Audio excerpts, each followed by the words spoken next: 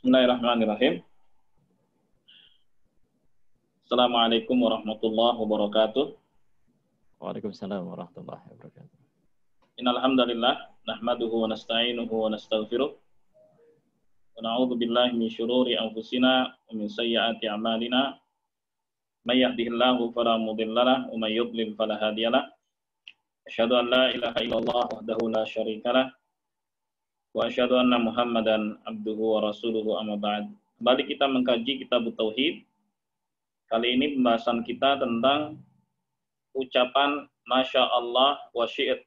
Ini kehendak Allah dan kehendakmu.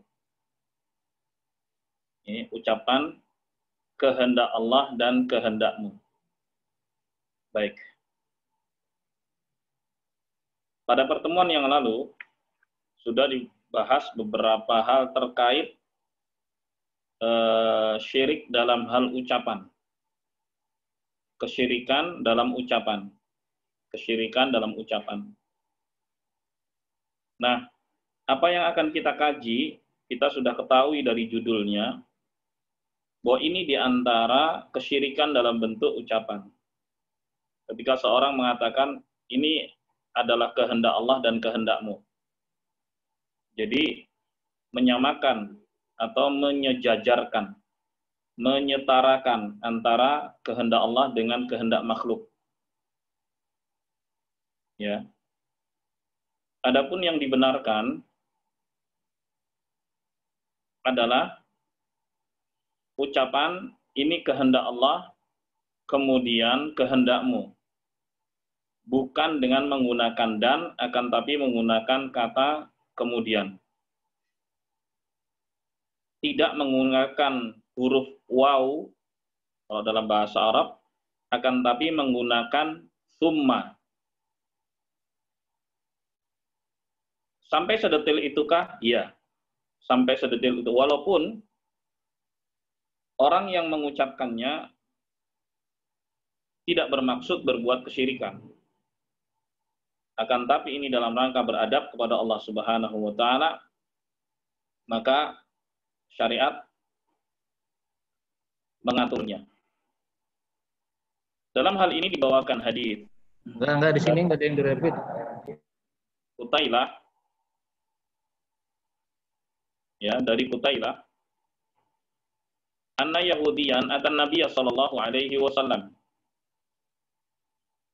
bahwa ada seorang Yahudi mendatangi Nabi sallallahu alaihi wasallam. Ya, ini menunjukkan bahwa di Madinah hidup juga orang-orang kafir. Mereka yang tidak memerangi Islam wal muslimin hidup berdampingan. Ya, hidup berdampingan. Mereka membayar upeti atau jizyah atau pajak, sementara kaum muslimin kewajibannya adalah membayar zakat. Oke. Nah, suatu ketika datang seorang Yahudi kepada Nabi Shallallahu Alaihi Wasallam sambil mengatakan, Innakum tusyrikuna. Kalian berbuat kesyirikan. Taquluna masya Allah wa syi'at. Kalian mengatakan ini kehendak Allah dan kehendakmu. Ini adalah kehendak Allah dan kehendakmu. Orang Yahudi tersebut paham betul ini adalah bagian dari kesyirikan.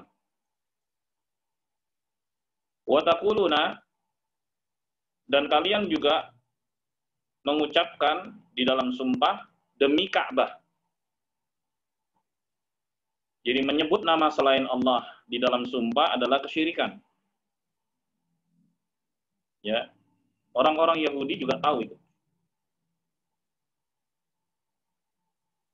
Jadi berita itu sampai kepada Nabi Shallallahu Alaihi Wasallam. Fa'amarahumun Nabi Shallallahu Alaihi Wasallam idza aradu ayyahlifu ayyaqulu wa rabbil Ka'bah. Maka Nabi Shallallahu Alaihi Wasallam merintahkan kaum muslimin, jika mereka hendak bersumpah, hendaknya mengucapkan demi Tuhannya Ka'bah, bukan demi Ka'bah, demi Tuhannya Ka'bah. yaitu Allah Subhanahu wa taala. Sebab Rasulullah sallallahu alaihi wasallam menyampaikan, "Man halafa bi ghairillah faqad asyrak aw kafar." Siapa yang bersumpah menyebut nama selain Allah, berarti dia berbuat kesyirikan atau kekufuran. Jadi yang disebut di dalam sumpah hanya nama Allah saja, demi Allah. Nggak boleh ditambahi demi Rasulullah. Karena Rasulullah melarang, itu syirikan. Atau demi yang lainnya. Bagaimana dengan di dalam Al-Quran? Bahwa Allah Subhanahu wa ta'ala bersumpah menyebut ciptaan-ciptaannya. Boleh saja. Bagi Allah Subhanahu wa ta'ala, dan itu hak Allah. Wadduha, wal-laili idza saja, wasyamsi wadduhaha, ya. Wan-nazi'ati gharqa, wan-nasyitati nashta, dan seterusnya banyak sekali. Wal asri, itu hak Allah Subhanahu wa ta'ala. Tapi kita manusia jika bersumpah hanya menyebut nama Allah Subhanahu wa ta'ala saja. Jadi kritikan itu diterima. Karena memang betul demikian. Nabi SAW pun akhirnya memerintahkan, mengingatkan kepada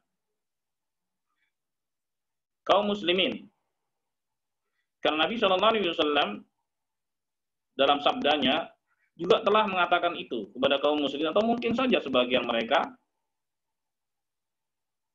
tidak mendengar. Karena para sahabat itu juga berderajat. Para sahabat Nabi SAW itu berderajat. Ada yang masuk kategori alimnya. Ada yang masuk kategori orang-orang biasanya. Ada yang masuk kategori tokohnya. Ya. Tapi yang dimaksud dengan sahabat itu adalah man laqiya An-Nabi sallallahu alaihi wasallam mu'minan bihi wa mata 'alal Islam. Itu seorang yang pernah berjumpa dengan Nabi sallallahu alaihi wasallam, beriman dengannya dan mati di atas Islam. Itulah definisi sahabat. Walaupun perjumpaannya sebentar, hanya sesaat. Itulah definisi sahabat. Definisi sahabat Nabi sallallahu alaihi wasallam. Dari sini kita mengetahui bahwa memang para sahabat Nabi walaupun status mereka tinggi, dimuliakan oleh Allah Subhanahu wa ta'ala, akan tapi di tengah mereka sendiri berbeda-beda tingkatannya.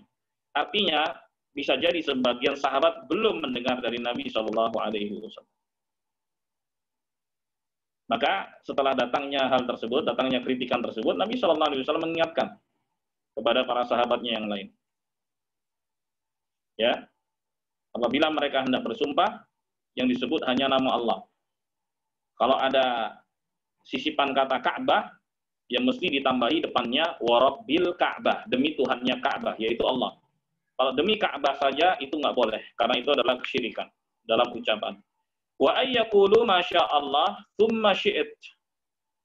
Dan hendaknya mereka mengatakan ini kehendak Allah, kemudian kehendak pula. Ya, menggunakan kata dan itu mengindikasikan kesejajaran, kesetaraan antara Allah dengan makhluk, itu nggak boleh. Maka yang digunakan adalah kata kemudian. Ini kehendak Allah, kemudian kehendak. Hadis diriwayatkan oleh An-Nasa'i dan disahihkan olehnya. Baik. Faedah yang bisa dipetik dari hadis ini, yang pertama, ya, bahwa menyejajarkan Allah dengan makhluk dalam kalimat ini kehendak Allah dan kehendak fulan, serta bersumpah menyebut nama selain Allah adalah kesyirikan. Karena Rasulullah SAW aqarral yahudiyya ala tibarihima minasyirik. Beliau ya sepakat dengan Yahudi, ya Yahudi tadi, ya orang Yahudi tadi yang mengkritiknya dalam hal ini bahwa itu termasuk dari kesyirikan. Dibenarkan oleh Nabi SAW. Ya. Faedah yang kedua, ma'rifatul Yahudi bisyirkil asghar. Orang-orang Yahudi itu ngerti juga tentang syirik asghar. Ada syirik akbar, ada syirik asghar. Mereka tahu. Akan tapi anehnya, mereka tahu tapi mereka tidak amalkan. Makanya kita berlindung kepada Allah Subhanahu wa taala, ghairil maghdubi 'alaihim waladhdallin. Itu bukan jalannya orang-orang yang dimurkai, ya, bukan pula jalannya orang-orang yang tersesat. Orang-orang yang dimurkai adalah al-Yahud dan orang-orang yang tahu kebenaran tapi tidak mengamalkannya. Adapun orang-orang yang sesat di dalam Al-Fatihah adalah An-Nasara dan orang-orang yang sejalan dengannya. Itu gemar beribadah akan tapi tanpa ilmu. Kita berlindung kepada Allah dari kedua jalan tersebut.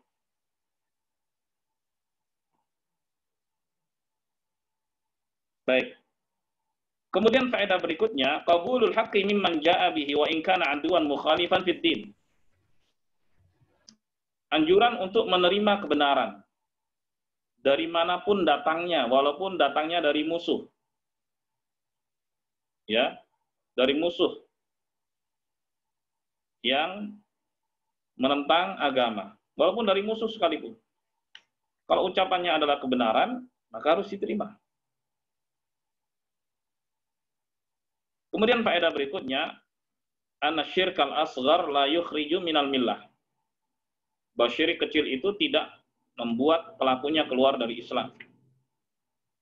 Kecil yang dimaksud bukan berarti kecil, sebab syirik itu sendiri adalah dosa besar yang paling besar. Dosa besar yang paling besar.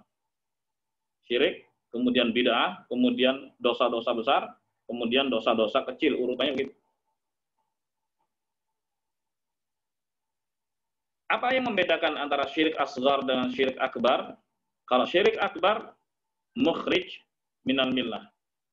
Ya, bisa mengeluarkan pelakunya dari agama, alias murtad. Seperti menyembelih untuk selain Allah Subhanahu wa taala, itu syirik akbar. Ya.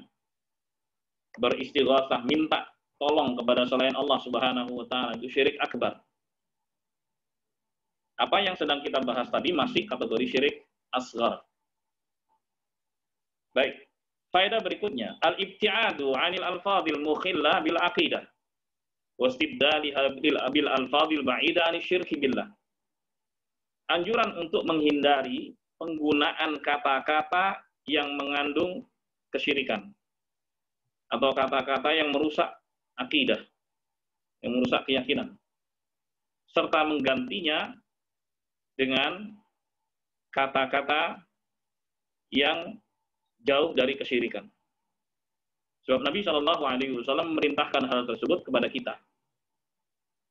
Ya, kalau sumpah sebut nama Allah Subhanahu wa taala, jangan sebut nama selain Allah Subhanahu wa taala.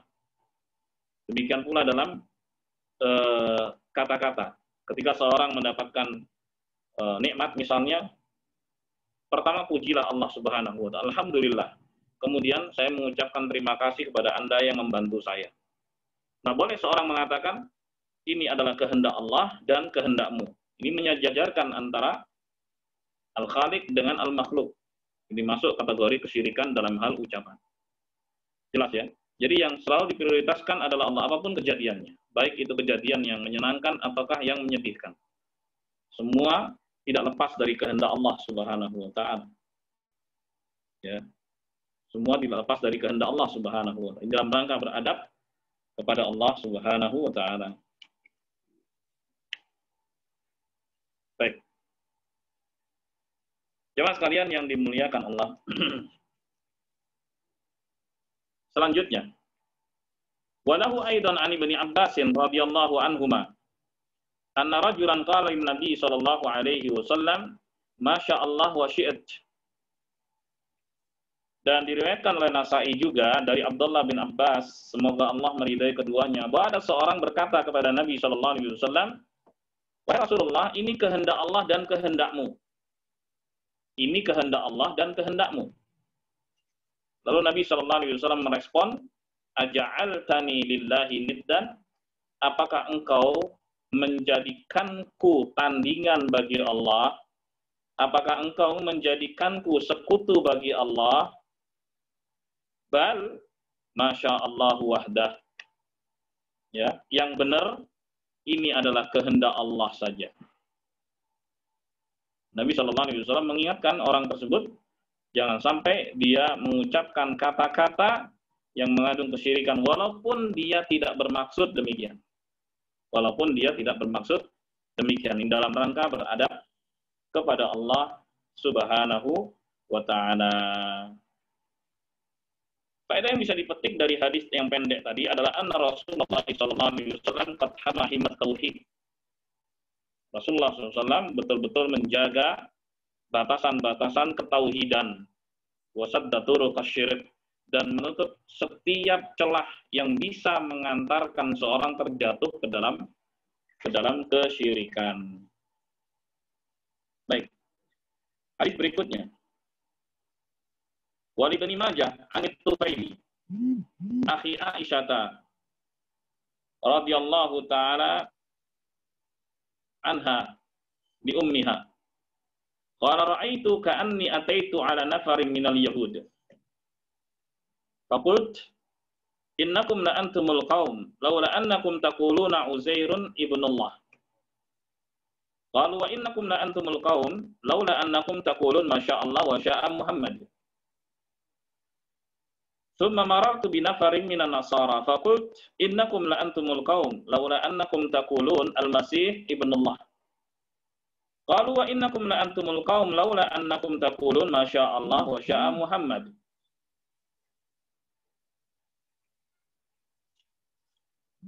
Falamma asbaht akhbartu biha man akhbart. Thumma ataitu an-nabiyya sallallahu alaihi wasallam fa akhbartuhu. Faqala hal akhbarta biha ahadan? Qultu na'am. Qala fa hamidallahu wa athna alaihi. Thumma qala amma ba'du fa inna Tufailan ra'a ru'ya. Akhbara biha man akhbara minkum. Wa innakum qultum kalimatan kana yamna'uni kadza wa kadza an anhaakum anha fala taqulu masya Allah wa sya'a Muhammad walakin qulu masya Allah wahdah. Hadis yang cukup panjang diriwayatkan oleh Ibnu Majah dari Tufail yang merupakan saudara seibu dari Aisyah. Kata Tufail radhiyallahu ta'ala an, aku bermimpi seakan-akan aku mendatangi sekelompok Yahudi. Lalu aku berkata, kalian adalah orang-orang yang hebat. Seandainya kalian tidak mengatakan Uzair adalah anak Allah. Kalau kalian tidak mengatakan Uzair adalah anak Tuhan, sangat berat. Lalu mereka membalas. Kalian, ini orang-orang Yahudi membalas ucapan kaum muslimin. Ya. Kalian adalah orang-orang yang hebat. Seandainya kalian tidak mengatakan ini kehendak Allah dan kehendak Muhammad. Oke. Kemudian Tufail pergi lagi dalam mimpinya. Kemudian ketemu dengan sekelompok orang-orang Nasara, sekelompok Nasara.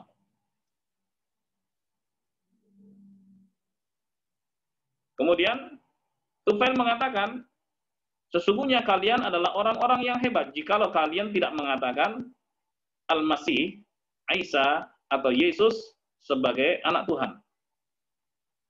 Lalu mereka membalasnya dengan mengucapkan kalian juga adalah orang-orang yang hebat. Seandainya kalian tidak mengatakan ini kehendak Allah dan kehendak Muhammad. Baik. Keesokan harinya, kata Tufail, aku ceritakan mimpiku ini ke sejumlah orang.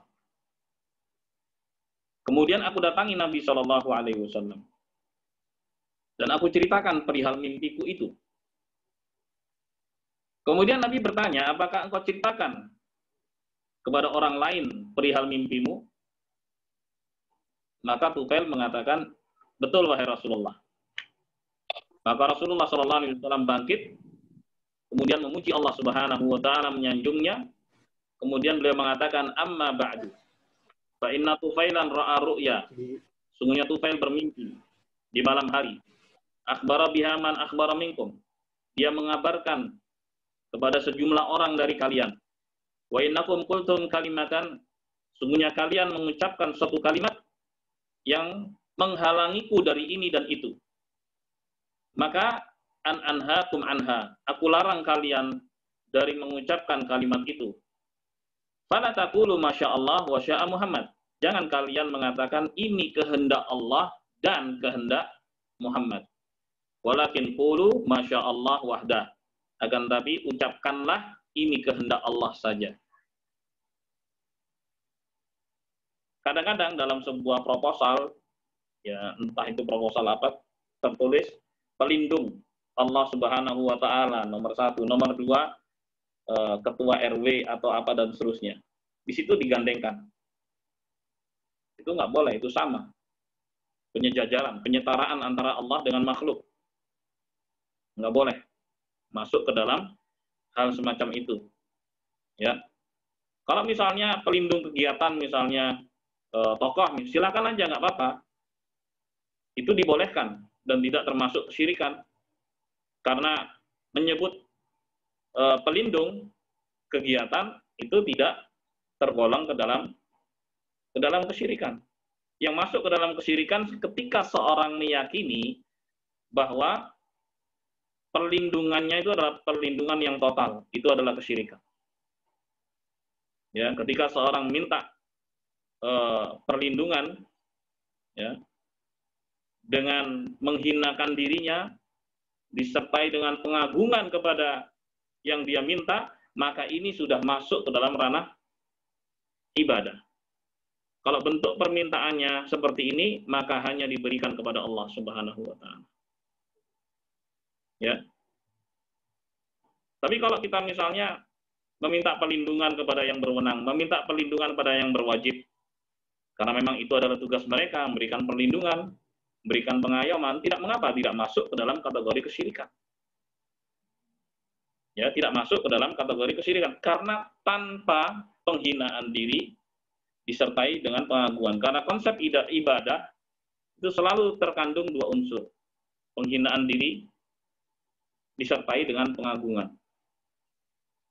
Kalau sudah masuk seperti itu, maka ranahnya ibadah. Kalau ranahnya ibadah, harus diberikan kepada Allah Subhanahu wa taala. Kita minta perlindungan hanya kepada Allah dengan kita hinakan diri kita dan kita agungkan Allah Subhanahu wa taala. Ya. Tapi dalam kalimat tulisan itu nggak boleh disejajarkan. Hal-hal semacam ini yang mesti menjadi perhatian kaum muslimin, ya. Sebab Nabi Shallallahu Alaihi Wasallam memperingatkan dari hal-hal tersebut. Ini juga dalam rangka beradab kepada Allah Subhanahu wa taala. Baik. Jemaah sekalian yang dimuliakan Allah, dari hadis yang cukup panjang tadi, kita bisa ambil faedah bahwa ucapan Masya Allah wa sya'a Muhammad, ini kehendak Allah dan kehendak Muhammad, atau kehendak fulan, kehendak siapa dari makhluk, penyejajaran itu sudah masuk kategori kesyirikan dalam hal ucapan. Faedah berikutnya, ma'rifatul Yahud wan Nasara bisyirkil asghar. Orang-orang Yahudi dan Nasara sendiri tahu tentang syirik asghar. Ma'mahum alaihi minasyirk al-akbar. Padahal mereka sendiri terjatuh ke dalam syirik yang lebih berat, yaitu syirik akbar. Ya, min ajli ta'an bil muslimin. Tujuannya adalah untuk mencela kaum muslimin, mencela kaum muslimin. Ya. Masa urusan syirik asghar saja dipermasalahkan, sementara syirik akbar yang mereka terjatuh di dalamnya, mereka tidak mau mempermasalahkan. Bahkan mereka tidak mau berlepas darinya. Kan aneh. Menganggap Allah memiliki anak, itu adalah celaan kepada Allah, cacian kepada Allah Subhanahu wa taala. Ya, mereka mengatakan Uzair son of God, Yesus son of God, itu adalah kesyirikan, syirik akbar. Baik. Kemudian faedah berikutnya, taqdimu hamdillah wa tsana alaihi fil khatab, anjuran untuk mengawali, ya, hamdalah dan pujian kepada Allah di dalam ceramah atau di dalam menyampaikan sesuatu. Jadi kalau kita seperti menyampaikan dalam meeting, dalam apa gitu ya, sampaikan ya bismillah, alhamdulillah, Allahumma sholli ala Muhammad. Amma ba'du, pada hari ini saya akan menyampaikan beberapa hal tentang bla bla bla dan seterusnya. Itu yang bagus. Singkat aja, alhamdulillah, ya. Allahumma sholli ala Muhammad amma ba'du. Bismillah, alhamdulillah. Ya Allahumma sholli ala Muhammad amma ba'du. Biasakan seperti itu. Karena itu adalah kebiasaan Rasulullah sallallahu alaihi wasallam. Baik, dengan demikian selesai satu bab ya yang terdiri dari 3 hadis. Sebelum kita lanjutkan, silakan yang mau bertanya. Silakan jamaah.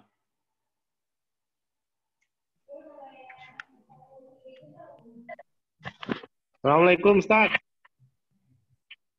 Waalaikumsalam, silakan, ayo. Masya Allah. Barakallahu fiik Ustaz. Taufik, silakan Pak Dwi. Mau tanya, kalau misal kita ditanya terkait dengan rencana di kemudian hari, misal ditanya oleh keluarga, hari Rabu minggu depan, pekan depan jadi pulang enggak, misal. Terus kita menjawab, ya nanti lihat kondisi. Gitu. Itu termasuk kesirikan enggak ya Ustaz? Enggak masuk kesirikan. Karena kan lihat kondisi apakah ada penghalang atau tidak, gitu. Lihat kondisi aja. Kalau misalnya nggak ada penghalang, baru kita mengatakan insya Allah saya pulang. Jadi menurut pandangan kita, menurut perhitungan kita nggak ada kendala. Walaupun nggak ada kendala, mungkin saja ada kendala yang tidak kita lihat. Makanya kita mengucapkan insya Allah saya pulang. Gitu. Tapi kalau misalnya dari perhitungan kita saja akan ada kendala, misalnya kesibukan dan sebagainya, kita mengatakan ya kita lihat aja nanti. Mudah-mudahan kalau nggak ada kendala, insya Allah saya pulang, itu boleh. Oke. Jelas ya? Nah, Ustaz. Jazakallahu khair. Baik, berikutnya, ayo silakan. Saya kasih tambahan ya. Saya kasih tambahan. Contoh dari syirik dalam hal ucapan seperti kalau bukan karena kamu, saya nggak bisa seperti ini, gitu. Kalau bukan karena anjing, pencuri akan masuk rumah. Jadi keselamatan, ya, kesejahteraan dan sebagainya dinisbatkan kepada makhluk. Walaupun itu merupakan kalimat-kalimat yang sering meluncur. Lalu mestinya bagaimana yang dilakukan seorang muslim? Pertama, nisbatkan dulu apapun keadaannya, menyenangkan ataukah menyulitkan kepada Allah. Alhamdulillah, kalau mendapatkan anugerah. Atau alhamdulillah ala kulli hal. Segala puji bagi Allah apapun kondisinya. Kalau seorang mengalami kesulitan atau musibah. Gitu. Jadi nisbatkan dulu semuanya kepada Allah Subhanahu wa taala, baru kemudian ya sangkutkan kepada sebab. Ya. Seperti tadi. Alhamdulillah, segala puji bagi Allah, kemudian terima kasih atas bantuannya ya. Saya bisa seperti ini. Contoh lagi, segala puji bagi Allah Subhanahu wa taala. Kemudian karena sebab kucing itu ya, karena sebab ayam itu pencuri tidak jadi masuk. Di pertama kali nisbatkan dulu kepada Allah Subhanahu wa taala. Gitu. Hal-hal yang negatif contohnya nisbatkan dulu kepada Allah Subhanahu wa taala sebagai penentu takdir. Ya, seperti innalillah wa inna ilaihi rajiun. Kalimat-kalimat istirja. Membawa hati kembali kepada Allah. Kami milik Allah dan akan kembali kepada Allah. Atau mengucapkan innalillahi ma akhadha wa lahu ma a'ta. Sungguhnya Allah berhak untuk mengambil sebagaimana dia berhak untuk memberi. Ini kalimat-kalimat istirja. Baru kemudian diproses siapa yang berbuat salah. Itu dibolehkan. Ya, jangan sampai ini gara-gara kamu nih kita jadi sial semuanya. Nggak boleh seperti itu. Sial ataupun kebahagiaan semuanya dari Allah Subhanahu wa taala. Ya kan? Pertama kali kejadian senang ataupun susah, kembalikan semuanya kepada Allah Subhanahu wa taala. Hati akan tetap tenang. Kalau itu berbentuk anugerah, ya, maka tidak membuat seorang sombong. Karena disebut nama Allah. Kalau itu berbentuk musibah, tidak membuat orang itu terpuruk. Demikian kiatnya. Baik, silakan yang mau bertanya lagi. Nambah satu lagi, Ustaz. Silakan jemaah. Ayo, silakan. Ya, tadi kan disebutkan terkait istighosah ya, Ustaz. Ya. Mohon maaf, saya alhamdulillah sih belum pernah ikut terkait istighosah. Itu sebenarnya acara seperti apa sih, Ustaz? Istighosah itu kok bisa digolongkan kesyirikan gitu? Nah. Baik. Sebenarnya ini sudah pernah kita lewati dalam pembahasan. Istighosah itu definisinya adalah meminta pertolongan di tengah musibah yang sedang melanda. Itu definisinya. Meminta pertolongan di tengah musibah. Itu definisi istighosah. Talabul ghauth. Ya, minta bantuan, minta pertolongan di tengah musibah. Kalau isti'adah atau minta perlindungan. Ya, minta perlindungan ini permintaan sebelum datangnya hal-hal yang dikhawatirkan terjadi. Disebut dengan istilah isti'adah, minta perlindungan. Lebih umum lagi, ada istilah baru, adalah isti'anah. Isti'anah itu minta pertolongan. Umum ini, sebagaimana firman Allah, iyyaka na'budu wa iyyaka nasta'in. Hanya kepadamu, ya Allah, kami beribadah dan memohon pertolongan. Kembali kepada istighosah. Apakah Nabi beristighosah? Ya, Nabi beristighosah. Salah kalau kemudian istighosah itu masuk kategori kesyirikan. Enggak benar. Istighosah yang masuk kesyirikan kalau istighosahnya kepada selain Allah. Itu kesyirikan. Kalau istighosahnya kepada Allah, itu yang benar. Nabi SAW pernah beristighosah di saat perang Badar. Kenapa? Karena beliau nggak siap untuk perang. Beliau bersama 300 sekian orang itu tidak untuk berperang. Tujuannya adalah mencegat kafilah dagang Quraisy yang dipimpin oleh Abu Sufyan, ya, untuk meminta pertanggungjawaban atas harta dan tanah serta rumah yang dirampas oleh kafir Quraisy di Mekah ketika ditinggal oleh kaum muhajirin.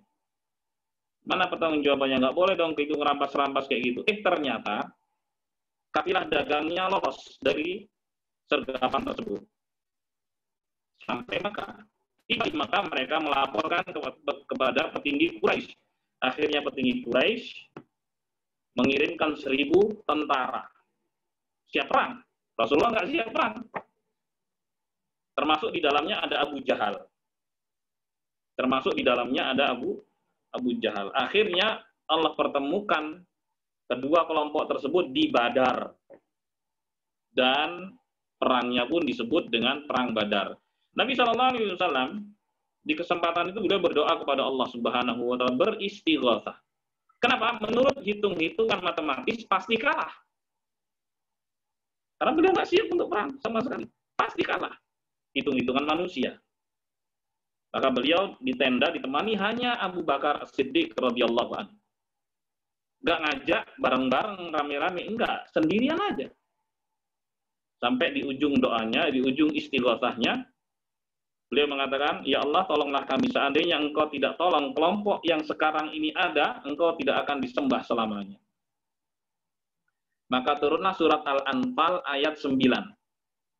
Id tastaghitsuna rabbakum.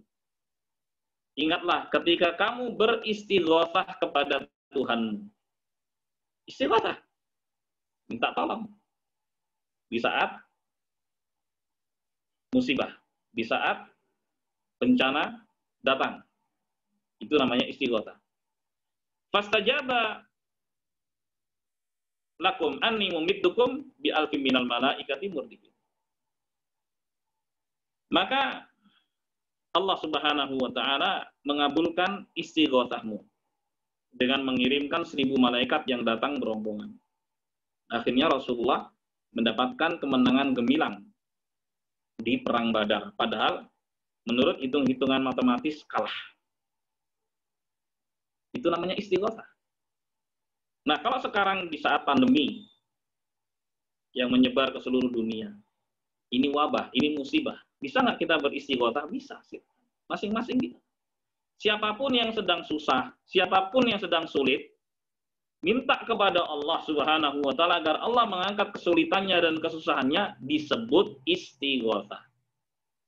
Akan menjadi syirik kalau istighatsahnya kepada kuburan, mintanya kepada kuburan keramat, mintanya kepada pohon keramat, mintanya kepada batu keramat, itu yang syirik.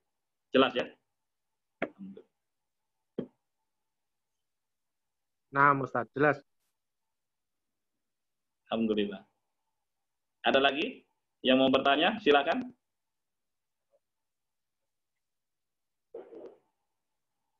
Kalau nggak ada, kita sambung lagi. Satu bab lagi ya. Insya Allah nggak panjang. Babun man sabbad dahra faqad adallah. Bab, siapa yang mencela waktu berarti menyakiti Allah. Perbuatannya mencela waktu itu menyakiti Allah Subhanahu wa ta'ala. Baik. Jemaah sekalian yang dimuliakan Allah, sebenarnya mencela apa saja dari ciptaan Allah Subhanahu wa ta'ala termasuk perbuatan menyakiti Allah. Mencela fisik sesama. Kamu hitam, kamu keriting, kamu jelek. Jadi fisiknya yang dicela. Atau rasnya, tindakan rasisme. Ya, tindakan rasis. Ya. Itu mencela Allah, sama aja dengan menyakiti Allah Subhanahu wa ta'ala. Walaupun itu ciptaan kita nggak suka, kecoa misalnya, lalat misalnya, atau hal-hal yang menjijikkan mungkin dari ciptaan Allah Subhanahu wa ta'ala, kita nggak boleh mencelanya. Ucapkan saja, Rabbana ma khalaqta hadza batila subhanaka faqina adzabannar. Wahai Tuhan kami, Engkau tidak ciptakan ini semua sia-sia. Pasti ada hikmahnya. Maha suci Engkau ya Allah, selamatkanlah kami dari siksaan neraka. Itu yang mestinya diucapkan.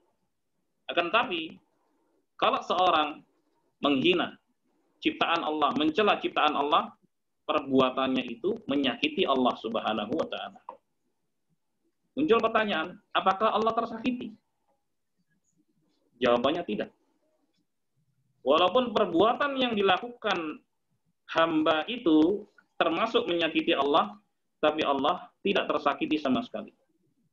Sebagaimana juga sebaliknya, Allah tidak mendapatkan manfaat apapun ya dari kepatuhan hambanya. Allah Subhanahu wa ta'ala berfirman dalam hadits qudsi, ya ibadi, innakum lan tablughu dhurri fatadurruni. Wahai hamba-hambaku, kalian tidak akan mungkin bisa menyakitiku sehingga berdampak bagiku. Ya, walan tablughu naf'i fatanfa'uni. Dan sekali-kali kalian tidak bisa memberikan kemanfaatan kepadaku, kemudian berdampak pada diriku. Itu kata Allah Subhanahu wa ta'ala. Lalu Allah mengatakan, ya ibadi law anna awwalakum wa akhirakum wa insakum wa jinnakum kanu ala atqa qalbi rajulin wahidin minkum ma zada dzalika fi mulki syai'a. Wahai hamba-hambaku, kalau kalian semua dari jin maupun manusia, yang pertama sampai yang terakhir, semuanya hatinya sama seperti hati orang yang paling bertakwa, yaitu hatinya Rasulullah SAW. Semuanya sama. Itu tidak menambah sedikit pun kekuasaanku. Sebaliknya, law anna awwalakum wa akhirakum wa insakum wa jinnakum kanu ala afjari qalbi rajulin wahidin minkum ma naqasa dzalika min mulki syai'a. Seandainya kalian semua yang pertama sampai yang terakhir, jin maupun manusia, hati kalian sama seperti hati iblis, itu tidak mengurangi sedikit pun kekuasaan. Jadi, perbuatannya menyakiti Allah, tapi tidak berdampak sedikit pun bagi Allah Subhanahu wa ta'ala. Tapi orang yang berbuat menyakiti Allah pasti akan dibalas dan dihukum oleh Allah Subhanahu wa taala. Ya. Jemaah sekalian yang dimuliakan Allah, dalam bab ini dibawakan firman Allah Subhanahu wa taala dalam surat Al-Jathiyah 24. Allah Subhanahu wa taala berfirman, "Wa qalu ma hiya illa hayatuna dunya namutu wa nahya wa ma yuhlikuna illa ad-dahr wa ma lahum bidzalika min ilm in hum illa yadhunnun." Mereka berkata, itu orang yang materialis, ya, tidaklah kehidupan itu hanya di dunia saja, kita hidup, kita mati, ya sudah, tidak ada yang bisa menghabisi kita kecuali waktu. Ya, waktulah yang berbicara dan hanya waktu yang akan habisi kita. Kehidupan ya sekarang, mau senang-senang ya sekarang, mau nggak senang ya sekarang, nggak ada lagi setelah itu. Ini ad-duhriyah, materialis, orang-orang yang mengingkari hari kiamat, mengingkari hari pembalasan. Ya, fokus mereka hanyalah kehidupan di dunia. Mereka nggak peduli halal haram, yang penting mereka senang. Baik. Wa ma lahum bidzalika min ilm. Memang mereka nggak memiliki pengetahuan sedikit pun. In hum illa yadhunnun. Hanya saja itu adalah prasangka mereka. Baik. Jemaah sekalian yang dimuliakan Allah, mencela waktu terkandung di dalamnya kesyirikan. Ya. Karena orang yang mencela waktu berkeyakinan bahwa waktu itulah yang memiliki peran bersama Allah Subhanahu wa taala. Di situ Allah Subhanahu wa taala disekutukan. Jadi seakan-akan waktu punya kuasa, dia bisa berjalan sendiri. Ya, untuk bisa membinasakan atau ya untuk melanggengkan. Seakan-akan begitu. Ini adalah kesyirikan. Baik. Jemaah sekalian yang dimuliakan Allah. Kemudian dari ayat tadi dibawakan hadis sahih dari Abu Hurairah radhiyallahu anhu dari Nabi sallallahu alaihi wasallam bahwa Allah berfirman, "Yu'dini banu Adam." Anak Adam menyakitiku. Yasubbud dahar. Dia mencela waktu. Wa ana dahar. Padahal aku pencipta waktu, uqallibul laila wan nahar. Akulah yang membolak-balikkan siang dan malam. Jelas sekali. Allah pencipta waktu, maka mencela waktu itu tindakan menyakiti Allah Subhanahu wa taala. Seperti I hate Monday. Saya benci hari Senin. Mencela waktu. Ya. Ini hari nggak enak sekali, mencela waktu. Ya. Kalau hanya ikhbar, pengabaran, hari ini kita rasakan panas ya, terik sekali di luar, itu boleh. Tidak ada unsur celaan di situ. Tapi kalau disertai dengan unsur celaan, itu termasuk perbuatan menyakiti Allah Subhanahu wa taala. Muslim tidak terjatuh ke dalam perbuatan tersebut. Wa fi riwayatin. Dan di dalam riwayat yang lain, Nabi sallallahu alaihi wasallam bersabda, "La tasubbud dahr, fa innallaha huwad dahr." Jangan kalian mencela waktu, karena Allah Subhanahu wa taala pencipta waktu. Faedah yang bisa dipetik dari ayat dan hadis ini, yang pertama, tahrimu sabdid dahr. Ya, larangan untuk mencela waktu. Yang kedua, wujubul iman bil qada wal qadar. Wajibnya beriman kepada takdir. Kemudian yang ketiga, annad dahra khalqun musakhkhar. Bahwa waktu itu merupakan ciptaan Allah yang tunduk dan patuh kepada Allah Subhanahu wa taala. Kemudian yang keempat, annal khalqa qad yu'dunallah bitanakus wala yadurrunahu. Bahwa makhluk bisa saja berbuat menyakiti Allah Subhanahu wa taala dengan meremehkan Allah Subhanahu wa taala, merendahkan kuasa Allah Subhanahu wa taala, akan tapi tidak berdampak sedikit pun kepada Allah Subhanahu wa taala. Dengan demikian selesai 2 bab. Silakan yang mau bertanya. Silakan jamaah.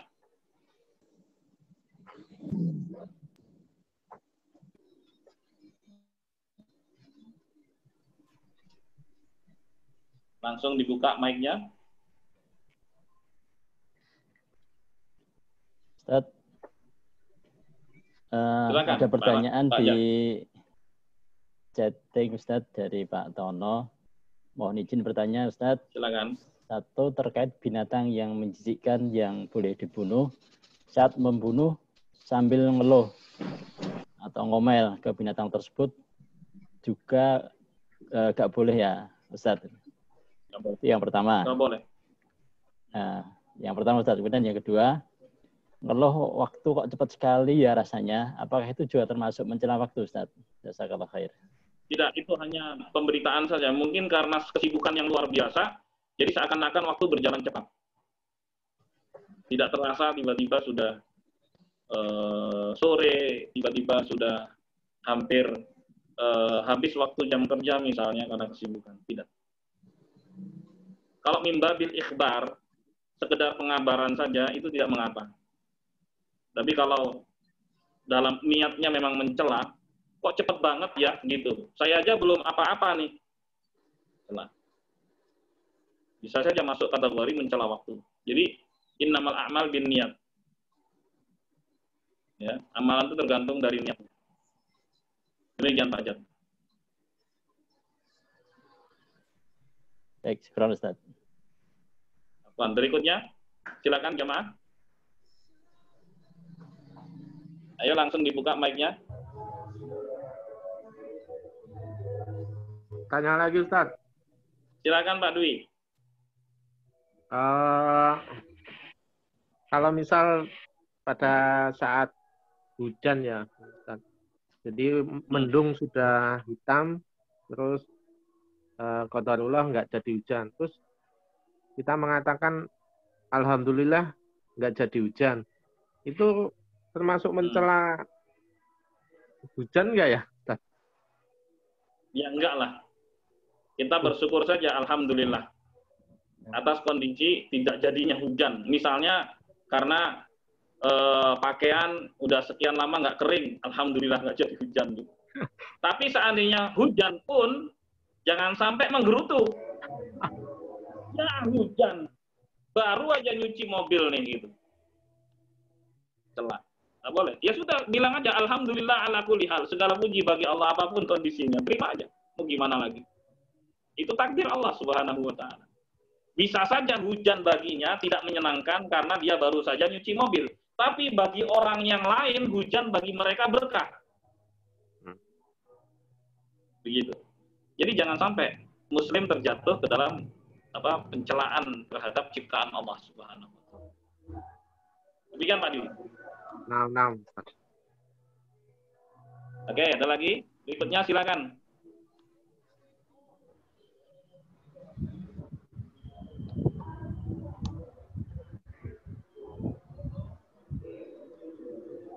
Silakan dibuka mic-nya.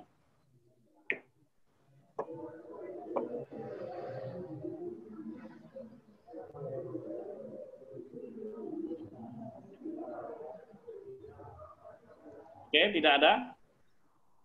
Cukup sampai di sini, Pak Jat.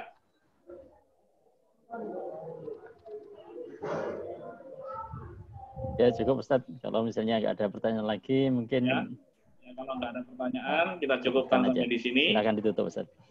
Semoga bermanfaat dan kurangnya mohon maaf. Semoga Allah selalu memberikan taufik hidayah pada kita semua dan menyelamatkan kita di dunia maupun di akhirat kelak. Amin ya rabbal alamin. Ini subhanakallahumma bihamdik asyhadu an la ilaha illa anta astaghfiruka wa atubu ilaik. Assalamualaikum warahmatullahi wabarakatuh. Terima kasih banyak.